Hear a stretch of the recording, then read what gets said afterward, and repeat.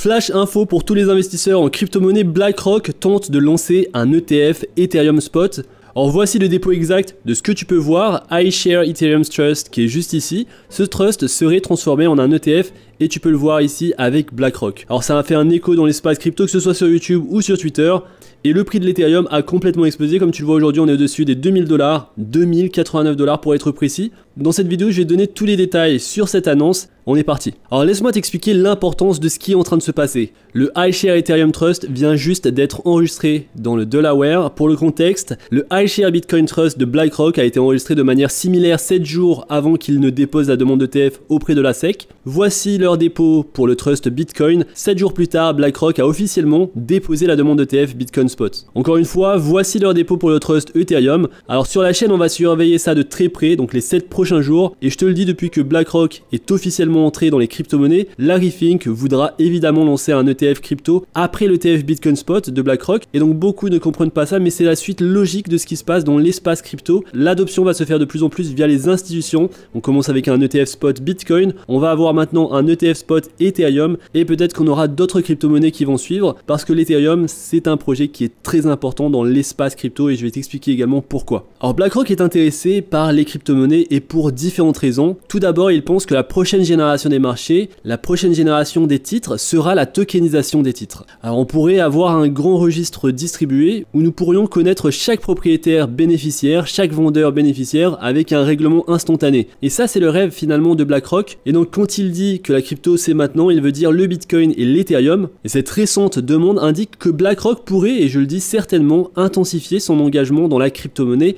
Le plus grand gestionnaire d'actifs au monde, entrant potentiellement avec des trillions en attente d'entrée sur le marché. Et donc le plus grand gestionnaire d'actifs au monde attend actuellement une décision pour son application d'ETF Bitcoin Spot auprès de la SEC. Il y a de nombreuses raisons de croire que cet ETF Bitcoin Spot de BlackRock sera approuvé plus tôt que plus tard. Les analystes de Bloomberg prévoient une chance de 90% qu'un ETF Bitcoin soit approuvé par la SEC dans les 60 prochains jours. Et ça, c'est juste énorme, car les analystes de Bloomberg mettent ici leur réputation en jeu en disant cela. Alors pourquoi 60 jours? C'est la date limite finale pour ARK Invest, donc le 10 janvier. Et James Hart, analyste chez Bloomberg, a dit dans une nouvelle note de recherche qu'ils estiment toujours à 90% la chance d'une approbation d'ici le 10 janvier pour un ETF Bitcoin Spot. S'il arrive plus tôt, nous allons entrer dans une période où une vague d'approbation pourrait se produire pour toutes les demandes actuelles. Il faut savoir qu'il y a énormément de demandes pour un ETF Bitcoin Spot venant de différentes institutions. Alors que penser de tout cela? L'Ethereum va très bien faire pendant le cycle haussier qui va venir. Alors je te montre le graphique. La narration autour de l'Ethereum est erronée pour une raison quelconque. On pense que le Bitcoin performera mieux à cause de l'ETF BlackRock, mais ici on pourrait croire que l'Ethereum pourrait potentiellement surpasser le Bitcoin dans un marché haussier. Alors en termes de performance, ce sera le cas, c'est très probable parce que la valorisation est moins élevée que celle du Bitcoin, mais en termes de valorisation totale entre ces deux actifs, l'Ethereum sur le long terme pourrait potentiellement surpasser le Bitcoin. Et pourquoi? Parce qu'il possède beaucoup plus d'utilisation. On pourrait utiliser l'Ethereum pour différentes applications. Alors si on devait définir l'Ethereum, qu'est-ce que c'est? L'Ethereum, qu'est-ce que ça représente finalement? Ça représente la liberté de propriété, les marchés libres, une domination du dollar américain où plus de 99% des stablecoins sont libellés en dollars américains. Et donc l'Ethereum a également cette relation avec l'Amérique. Et on le sait, la monnaie américaine, le dollar, est en faiblesse. Et les États-Unis, en mettant en avant l'Ethereum, pourraient capitaliser sur le marché des crypto-monnaies. Et donc lorsqu'on y réfléchit un peu, finalement l'Ethereum distribue le système américain à tous les coins du monde parce qu'on est principalement à 90% sur des stablecoins libellés en dollars américains. Et donc c'est une raison pour laquelle le projet Ethereum pourrait tout simplement exploser. Vitalik, son fondateur, a dit que l'Ethereum est à 100% complet d'ici la fin de cette année. Il veut dire donc que l'Ethereum n'est plus une simple expérience, mais quelque chose de bien développé, robuste, très différent de ce que beaucoup pensaient il y a 5 ou 6 ans. Ethereum est une entité complètement différente maintenant, et on peut dire qu'Ethereum sera terminé d'ici la fin de 2023 avec la maturité des roll-ups. Ils veulent accueillir les prochaines 500 millions d'utilisateurs, et ils ne vont pas s'arrêter là. Et donc lorsqu'on entend des experts, des utilisateurs, des constructeurs, les gens autour de nous parler d'Ethereum par rapport au Bitcoin, il y en a pas mal finalement qui pensent que l'Ethereum aura une plus forte valorisation plus élevée que celle du Bitcoin dans le prochain cycle haussier. Alors ça peut surprendre, c'est assez étonnant, mais l'Ethereum a le pouvoir de changer toute l'industrie financière. Et si tu aimes le Bitcoin, c'est mon cas. Et je pense que le Bitcoin sert très bien son objectif, un objectif de valeur refuge, un petit peu comme l'or, mais l'Ethereum a tellement plus d'utilité, de liquidité. Sur l'Ethereum, on fait de la DeFi, de la finance décentralisée, on a beaucoup d'applications. Sur la blockchain, on a tellement de nouvelles applications que l'Ethereum, le projet est totalement inarrêtable. Et donc il faudrait un problème très grave pour éliminer Ethereum comme la principale blockchain, et beaucoup pensent que l'Ethereum pourrait rivaliser en termes de valorisation pendant le prochain cycle haussier. Dis-moi dans l'espace commentaire ce que tu en penses. Est-ce que tu penses que le Bitcoin restera le king, ou tu penses qu'à un moment donné, l'Ethereum dépassera la capitalisation boursière du Bitcoin? Alors sur un rapport qui est sorti cette semaine, Marcus Thelen, responsable de la recherche chez Matrixport,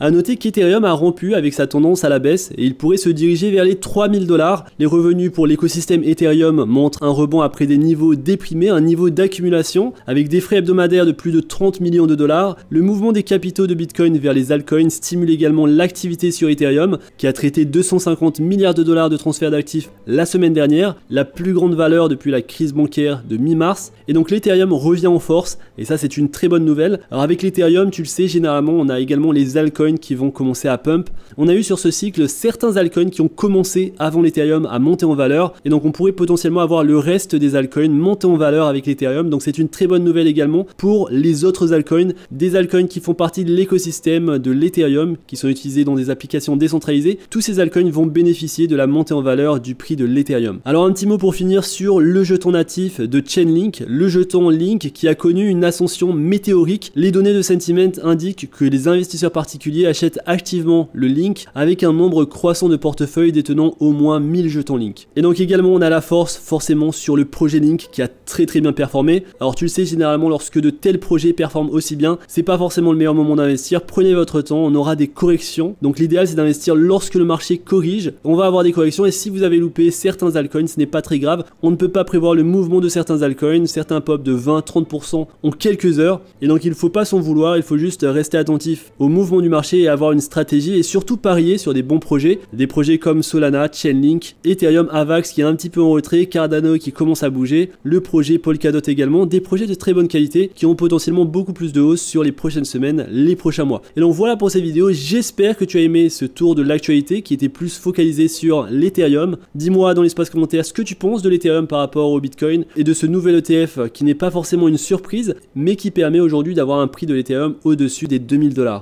J'espère que tu as aimé cette vidéo. Si c'est le cas, n'hésite pas à liker la vidéo, à t'abonner à la chaîne. On se retrouve très vite pour une prochaine vidéo. D'ici là, fais attention à toi, investis bien et à la prochaine.